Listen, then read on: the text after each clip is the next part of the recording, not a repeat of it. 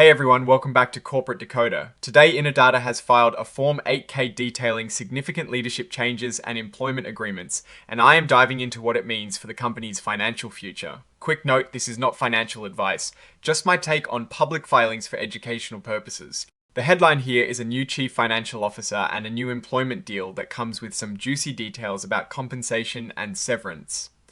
Let's start by looking at the big picture of this filing. This filing covers events reported on the 12th of June 2026, primarily focusing on updates from INODATA Incorporated, or INOD as it is known on the stock market. There is a brief mention of Item 2.02 talking about financial condition and results.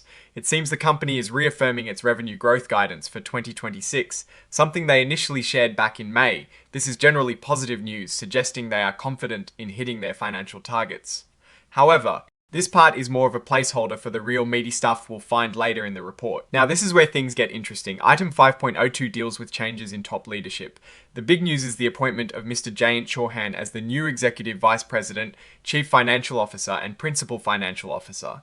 This appointment is set to take effect on the 6th of July 2026. It is a crucial role, as the CFO is essentially the financial gatekeeper and strategist for the company. With Mr. Chauhan stepping into the CFO role, Ms. Marissa Espineli, who has been serving as the Interim CFO Principal Financial Officer and Principal Accounting Officer, will transition to become the Chief Accounting Officer and will continue in her role as Principal Accounting Officer. This transition of key financial roles is common when a new executive joins, ensuring a smooth handover of responsibilities and continuity in financial reporting. Let's look at Mr. Chauhan's background. He is 51 years old and brings over 25 years of experience in finance and operations. This is a significant amount of experience, which is what you'd want in a CFO. He previously held a senior role in mergers and acquisitions at Mphasis Corporation, a global ET services company. Before that, he had finance leadership positions at EPOWERX Pte Ltd and Oravel Stays Private Limited, also known as Oyo Hotels. These companies are described as technology-driven growth companies, which suggests Mr. Chauhan has experience navigating fast-paced, evolving business environments. He also has a background in investment banking, having worked at BMO Capital Markets and JP Morgan. This blend of operational finance and investment banking experience can be very valuable for a CFO, giving him a broad perspective on financial strategy and capital markets. He holds an MBA from the University of Michigan and a B in electrical engineering from Punjab Engineering College. It is standard practice with these filings to disclose any arrangements or understandings related to an executive's appointment. The filing states there are no such arrangements between Mr. Chauhan and anyone else that led to his hiring. It also confirms there are no family relationships between Mr. Chauhan and any current directors or officers. Nor does he have any material direct or indirect interest in any transactions that need to be disclosed. This is important for ensuring transparency and avoiding potential conflicts of interest. Now, let's talk about the actual employment agreement that was signed on the 12th of June 2026 and takes effect on the 6th of July 2026. This agreement outlines the terms of Mr. Chauhan's role and compensation. Under this agreement, Mr. Chauhan will indeed serve as the Executive Vice President and Chief Financial Officer. His annual base salary is set at $460,000. This salary is subject to discretionary increases, meaning the Compensation Committee of the Board of Directors can decide to increase it each year. This is a fairly standard clause, allowing for salary adjustments based on performance and market conditions. On top of his base salary, Mr. Chauhan is eligible for annual cash bonuses. The target bonus opportunity is set at not less than 75% of his base salary. This is a significant incentive, meaning he could earn an additional $345,000 per year if he hits performance goals. These performance metrics will be established by the Compensation Committee, which is typical for executive compensation. He is also eligible for other awards and incentives, like stock options or other forms of equity compensation, at the Compensation Committee's discretion. The agreement also includes standard provisions for indemnification and benefits like health insurance and disability coverage. This next part is crucial for understanding the financial implications for the company, especially in scenarios where things don't go as planned. This section details severance pay if Mr. Chauhan's employment is terminated by the company for reasons other than cause, which means for a good reason or legitimate business reason as defined in the agreement. It also covers situations where he resigns for good reason, meaning if the company significantly changes his role or compensation without his agreement. If such a termination occurs, Mr. Chauhan will be entitled to severance equal to 100% of his base salary plus the greater of his most recently declared bonus, or the average of his last 3 bonuses.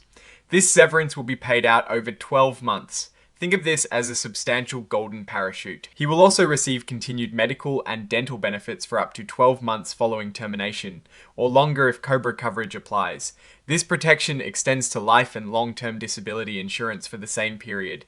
These benefits are contingent on him signing a separation agreement and releasing the company from claims, and adhering to post-termination restrictive covenants, like not poaching employees or interfering with business. This is another key severance scenario: termination in connection with a change of control, which generally means a merger or acquisition. In this event, Mr. Chauhan is entitled to a separation payment that is even more substantial. He'll receive a lump sum payment within 30 days of termination, equal to 200% of his base salary plus the greater of his most recent bonus or the average of his last 3 bonuses. This means double the amount compared to a standard termination without cause. His medical and dental benefits would extend for up to 24 months, again with options for cash payments. Life and long-term disability insurance would also continue for 24 months. Perhaps one of the most significant benefits in a change of control scenario is the accelerated vesting of his outstanding unvested equity and other incentive awards. This means if he was granted stock options or restricted stock units that were not yet fully earned, they would become fully vested, allowing him to potentially profit from the change of control event. This type of provision is designed to incentivize executives to act in the best interest of shareholders during potential M&A talks, as they are protected financially even if they are let go after the deal. It is worth noting that all these payments and benefits are structured to comply with Section 409A of the Internal Revenue Code, which governs non-qualified deferred compensation. This is a complex area of tax law, and ensuring compliance here is critical to avoid penalties for both the executive and the company. As part of his onboarding, Mr. Chauhan will receive an initial grant of restricted stock units, or RSUs, valued at $1.3 million. Importantly, 50% of this grant will be performance-based RSUs. This means a significant portion of his initial equity compensation is tied directly to achieving specific performance targets, aligning his interests with the company's future success.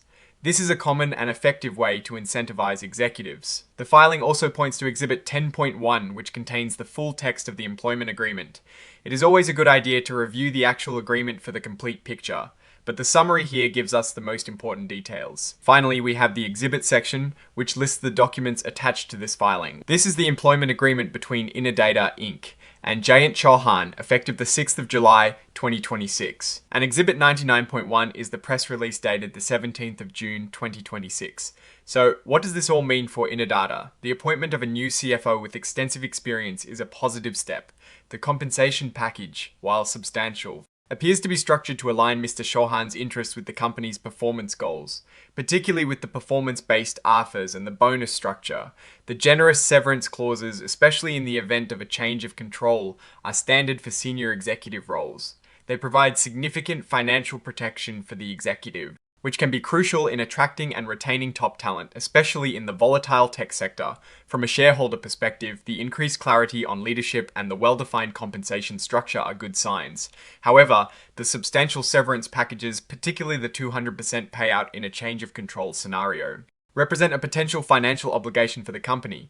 Investors will want to keep an eye on how Mr. Chauhan performs and whether the company can achieve its growth targets to justify this level of executive compensation. The risk I am watching is how effectively Mr. Chauhan will steer the company financially through potentially turbulent economic times, given his background in M&A and growth companies, and whether the performance metrics tied to his incentives are challenging but achievable. My biggest concern is ensuring that the operational performance of INNODATA continues to justify these executive compensation packages. What I'm actually looking for is sustained revenue growth and profitability that outpaces this executive investment. Oh, and the research tools I actually use are linked in the description. They help keep this channel going. That is my take. Stay decoded. If this analysis was valuable, hitting that like button really helps, and subscribe for more deep dives. Don't forget to check out the Discord in the description.